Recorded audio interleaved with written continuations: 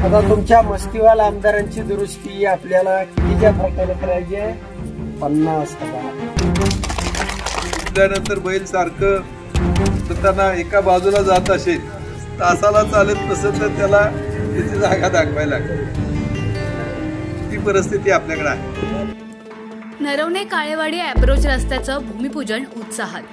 आमदार अरुण लाड यांच्या निधीतून रस्ता डागडुजी व दुरुस्तीला मिळाला 10 लाखांचा निधी. पाहुयात सविस्तर बातमी. नरवणे काळेवाडी अॅप्रोच रस्त्याच्या कामाचे भूमिपूजन मंगळवार रोजी विधान परिषदेचे सदस्य आमदार अरुण लाड यांच्या हस्ते करण्यात आलं. त्यांनी विधान परिषद फंडातून दिलेल्या 10 लाख रुपयांच्या निधीतून हा रस्ता पूर्ण होणार आहे. यावेळी चांदापुरी साखर कारखान्याचे चेअरमन आणि राष्ट्रवादी शरद पवार पार्टीचे माळशिरस तालुक्याचे नेते उत्तमराव जानकर, माजी कोकण आयुक्त प्रभाकर देशमुख, अभयसिंह जगताप, दादासाहेब मडके, बाळासाहेब सावंत, अमोल काटकर, नगरसेवक सुरेंद्र मोरे, सागर खांडे, नितीन राजगे, शंकर इंगळे, ऋषिकेश जगताप, प्रशांत वीरकर यांच्यासह राष्ट्रवादी काँग्रेस पक्ष, शरद पवार गटाचे काळेवाडीमधील कार्यकर्ते आणि ग्रामस्थ उपस्थित होते. नरवणे काळेवाडी हा रस्ता बेचिराग झाला होता. या रस्त्यानं विद्यार्थ्यांना शाळेमध्ये जाण्यास कसरत करावी लागत होती. त्याचबरोबर ग्रामस्थांना देखील या रस्त्यानं येण्यासाठी व जाण्यासाठी त्रास होत होता. या अनुषंगानं स्थानिकांनी प्रभाकर देशमुख यांच्याकडे केलेल्या मागणीच्या आधारे पदवीधर मतदारसंघ विधान परिषदेचे सदस्य आमदार अरुण लाड यांनी आपल्या फंडातून त्वरित 10 लाख रुपयांचा निधी रस्त्याच्या डागडुजी आणि दुरुस्तीसाठी दिला. नरवणे काळेवाडी या अॅप्रोच रस्त्यासाठी निधी दिल्याबद्दल आमदार लाड यांचा काळेवाडीकरांमार्फत सन्मान करण्यात आला. सत्काराला उत्तर देताना अरुण लाड यांनी विकासाच्या अनुषंगानं राजकारण व्हायला हवं, त्याचबरोबर महत्त्वपूर्ण मुद्द्यांना बाजूला सारत हे चुकीच्या पद्धतीचं राजकारण होत असल्याचं सांगितलं. उत्तमराव जानकर यांनी या विधानसभा मतदारसंघात परिवर्तन करत लोकप्रतिनिधींची मस्ती जिरवण्यासाठी मी जातीनं प्रयत्न करणार आहे असं सांगून, कोण आमदार आहे तुमच्यासाठी? कोण लढलाय? काय लढलंय? गेली 15 वर्ष हे आमदार आहेत.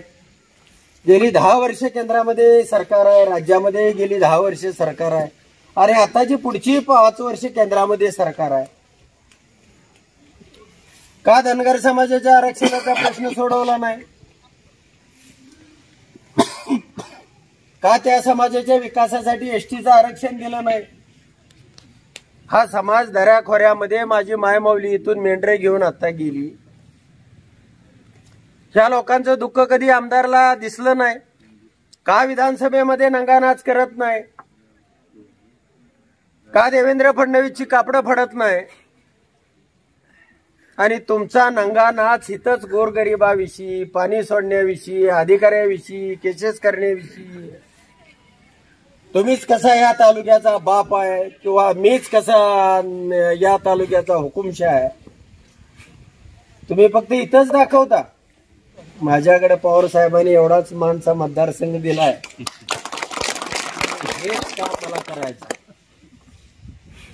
यासाठीच माझी नेमणूक आहे की हा मतदारसंघ आणि त्या फरकानं मगाशी सांगितलेल्या आकड्याच्या फरकानं आपल्याला जिंकायचं आहे. अभयसिंह जगताप यांनी दुर्लक्षित काळेवाडीला न्याय मिळाल्याची भावना व्यक्त करून आगामी विधानसभा निवडणुकीच्या दृष्टीनं राष्ट्रवादीच्या पाठीशी उभं राहण्याचं आवाहन केलं. काळेवाडीकरांनी विरोधात मतदान केलं म्हणून या गावच्या विकासाकडे लोकप्रतिनिधींनी दुर्लक्ष केल्याचा आरोप प्रभाकर देशमुखांनी केला. 15 वर्षामध्ये आपला दुष्काळाचा जो काही शिक्का आहे तो पुसायला पाहिजे होता, दुर्दैवानं तो पुसला गेला नाही. मान खटावमध्ये मिळालेलं पाणी 100% का वापरलं नाही?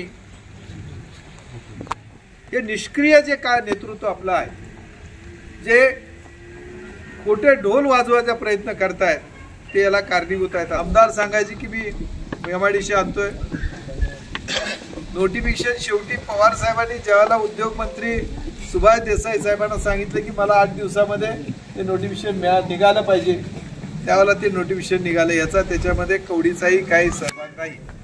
जसं पाणी आणि रोजगाराची अवस्था आहे तशी या ठिकाणी आरोग्याची अवस्था आहे. एकही आमच्याकडे मल्टी स्पेशालिटी हॉस्पिटल नाही. तर कर्तृत्ववान आमदार असतील तर मग त्यांना रोज ते दैवडीला बसतायत, त्यांना ग्रामीण रुग्णालयाची अवस्था पाहता येत नाही का? विकासाचा डोंगर उभा केला, मग हे इथं विकास कुठे गेला? त्यामुळे जे खोटं आणि लबाड आहे. यावेळी डॉक्टर महेश माने, दादासाहेब मडके आदींची भाषणं झाली. एकनाथ वाघमोडे, दहिवडी.